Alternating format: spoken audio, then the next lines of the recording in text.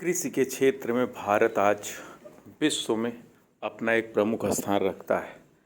जहां आज़ादी के बाद जब पहली पंचवर्षीय योजना लागू हुई थी तो हमारी उस पंचवर्षीय योजना का मुख्य उद्देश्य था, मुख्य थीम था कि कृषि क्षेत्र में उत्पादन को बढ़ावा देना और साथ ही साथ सिंचाई को प्रोत्साहन देना। इसीलिए तमाम सारी योजनाएं चलाई गईं। और जब भारत ने हरित क्रांति की शुरुआत की 1966-67 ईस्वी में, उसको प्रथम हरित क्रांति बोला जाता है। और भारत में उस हरित क्रांति के जनक माने जाते हैं कृषि वैज्ञानिक, भारत रत्न से सम्मानित प्रोफेसर एम.एस. स्वामीनाथन जी। और उस समय के खाद्य और कृषि मंत्री थे चिदम्बरम सुब्रमण्यम, और इंदिरा गांधी प्रधानमंत्री हुआ करती थी, क्योंकि 10 जनवरी 1966 को ताशकंद में लाल बहादुर शास्त्री जी की हत्या कर दी गई थी। और विश्व में हरित क्रांति के जनक माने जाते हैं डॉक्टर नॉर्मन ई बोरलॉग, और हरित क्रांति शब्द का सर्वप्रथम प्रयोग किया डॉक्टर विलियम गैड ने। और ये जो हरित क्रांति भारत में 1966-67 में शुरू हुई, उसका परिणाम देखिए, उसका लाभ देखिए। आज भारत चावल और गेहूं के उत्पादन में पूरे विश्व में दूसरे स्थान पर है। पहले पे तो चीन है गेहूं और चावल दोनों के उत्पादन में, और मूंगफली के उत्पादन में भारत जो है दूसरे नंबर पे है। दलहन के उत्पादन में भारत पहले स्थान पर है। दलहन में जो तूर, अरहर, चना, मूंग, उड़द ये सब आप लोग खाते हैं, ये इसी में आता है। गन्ना के उत्पादन में आज भारत का स्थान दूसरा हो चुका है, ब्राज़ील पहले स्थान पर है। उसी प्रकार से कपास के उत्पादन में भारत प्रथम स्थान पर है। जूट में भारत का पहला स्थान है पूरे विश्व में कृषिगत जो उत्पादन है। और देखें, प्याज सूखी जो है उसके उत्पादन में भारत का प्रथम स्थान है। आलू उत्पादन में हम नंबर 2 पे हैं, चीन पहले पे है। केला के उत्पादन में भारत का प्रथम स्थान हो गया है।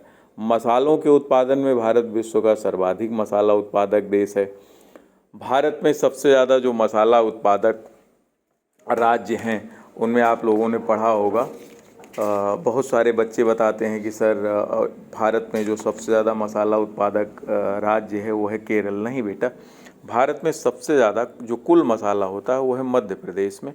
दूसरा नंबर है आंध्र प्रदेश का, तीसरा गुजरात का, चौथा स्थान है राजस्थान का। तो भारत में मसाले बहुत होते हैं, 70-80 प्रकार के मसाले हैं। इलायची, लौंग, हल्दी, अदरक, लहसुन, सूखी मिर्च, काली मिर्च, धनिया, जीरा, सौंफ, मेथी, अजवाइन, बहुत प्रकार के मसाले हैं। तो कुल मिला के भारत में मसालों का बागान केरल को कहा जाता है, मसालों का उपवन बगीचा।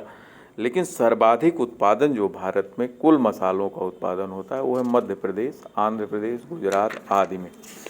अब देखते हैं, भारत में कई प्रकार की कृषि क्रांतियाँ शुरू की गई, और उसी की बदौलत आज भारत जो है कृषि उत्पादन में आत्मनिर्भर बन चुका है और प्रमुख निर्यातक भी बना हुआ है। ऐसा नहीं है, तो ध्यान में रखें। इसके बाद हम लोगों ने देखा श्वेत क्रांति शुरू हुई। तो भारत में जो पहली हरित क्रांति शुरू हुई 1966-67 में, उसका सबसे ज़्यादा प्रभाव पड़ा गेहूं और चावल के उत्पादन पर। तिलहन, दलहन, मोटे अनाज उपेक्षित रह गए। ये बहुत इंपॉर्टेंट मुद्दा है, पूछा भी खूब जाता है। दूसरी क्रांति हुई श्वेत क्रांति, ऑपरेशन फ्लड 1965-66 में। ये हरित क्रांति 66-67 में शुरू हुई थी। और 1970 के बाद उसी दशक में ऑपरेशन फ्लड शुरू हुआ। उसको दुग्ध या डेयरी क्रांति बोला जाता है, और उसके जनक माने जाते हैं डॉक्टर वर्गीज कुरियन, जिनको हम मिल्क मैन ऑफ इंडिया भी कहते हैं।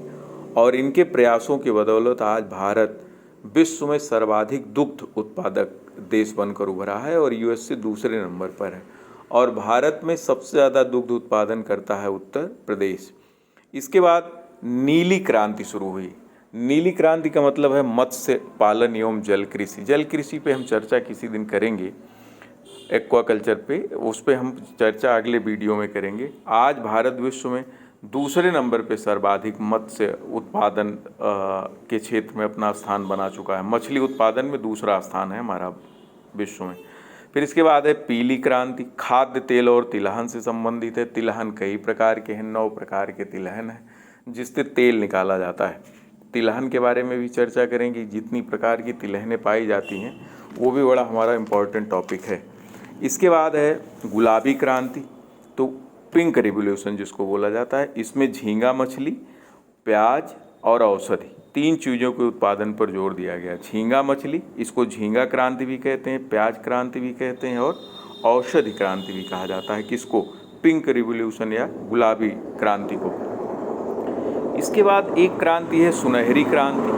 सुनहरी क्रांति, गोल्डन रिवॉल्यूशन, वो फलोत्पादन और बागवानी से संबंधित क्रांति है, फलोत्पादन और बागवानी।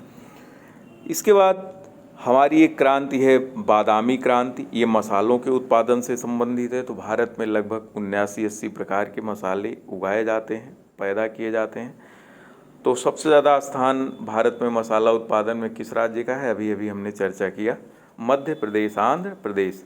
अगली क्रांति है हमारी काली क्रांति, ये है पेट्रोलियम उत्पादन से संबंधित है। एथेनॉल और बायोडीजल। एथेनॉल बायो प्रोडक्ट होता है जो चीनी मिल में होते हैं, और बायोडीजल क्या है? डीजल में ही एथेनॉल मिलाया जाता है। तो आप लोग जट्रोफा या रतनजोत का नाम सुने होंगे। तो ये पौधों से प्राप्त किया जाता है और इसी बायोडीजल बनाने के लिए डीजल में मिला दिया जाता है इसको 10%, 15%, 20%, जो सरकार ने मानक तय किया हुआ है। इसके बाद काली क्रांति है। रजत क्रांति अंडा और मुर्गी उत्पादन से संबंधित है। भूरी क्रांति मधुमक्खी पालन। सदाबहार क्रांति कृषि का सतत विकास है। सुनहरी धागा क्रांति जो है जूट के उत्पादन से संबंधित है। सफ़ेद धागा क्रांति कपास के उत्पादन से संबंधित है। White fibre revolution. गोल क्रांति आलू। खाकी क्रांति चमड़ा। और देखें एक है इंद्रधनुषी क्रांति, कृषि क्षेत्र में कह रहा है 4% की विकास दर हासिल करना है। फिर है तिरंगा क्रांति, इसमें 3 क्रांतियों को एक साथ मिलाया गया है, केसर प्लस श्वेत प्लस नीली, समग्र रूप से विकास होना है। तो केसर में केसर क्रांति ऊर्जा क्रांति है, इसमें सौर ऊर्जा के प्रयोग को प्रोत्साहन दिया जाना है। श्वेत क्रांति में पशु कल्याण और अनाज की उपलब्धता पर विशेष जोर दिया जा रहा है। और नीली क्रांति जो है मछुआरों के कल्याण से संबंधित ये क्रांति है, मछुआरों के कल्याण और नदियों की सफाई।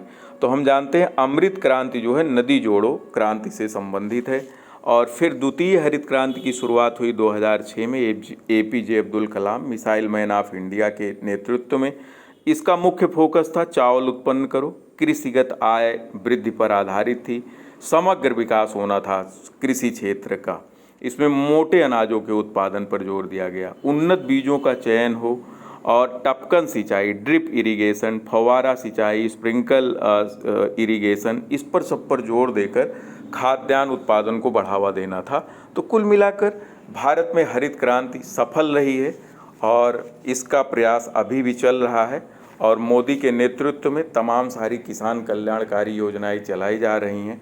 भारत विश्व का सर्वाधिक आबादी वाला देश है, तो इसको विश्व में सर्वाधिक खाद्यान्न उत्पादन वाला देश बनाना भी हमारा लक्ष्य होना चाहिए। जय हिंद, जय जवान।